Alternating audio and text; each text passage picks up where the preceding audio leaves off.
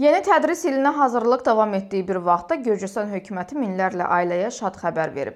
Avqustun 3-də qəbul edilən qərarla dövlət məktəblərinin ibtidai sinif şagirdlərinin məktəbli forması ilə ödənişsiz təmin olunmasını nəzərdə tutan məqsədli proqram təsdiqlənib. Söhbət sosial dəstəyə ehtiyacı olan ailələrin uşaqlarından gedir.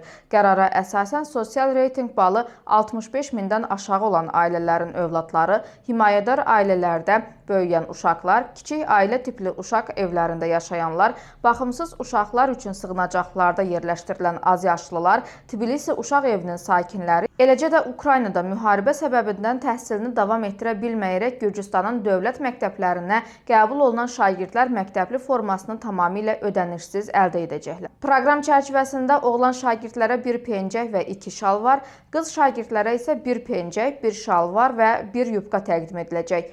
Forma dəstələri Təhsil, Elm və Gənclər Nazirliyinin müəyyən etdiyi qaydalar əsasında paylanacaq. Məktəb administrasiyası və yerli təhsil resurs mərkəzləri formaların paylanma vaxtı, ölçülərin müəyyənləşdirilməsi və digər prosedurlar barədə valideynlərə ətraflı məlumat verəcəklər. Əlavə sənəd tələb olunacağı halda da valideynlərə əvvəlcədən məlumat təqdim ediləcək. Bu proqramdan yararlanmayan ailələr üçün də məktəbli formalardan rəsmi satış qiymətləri müəyyənləşdirilib.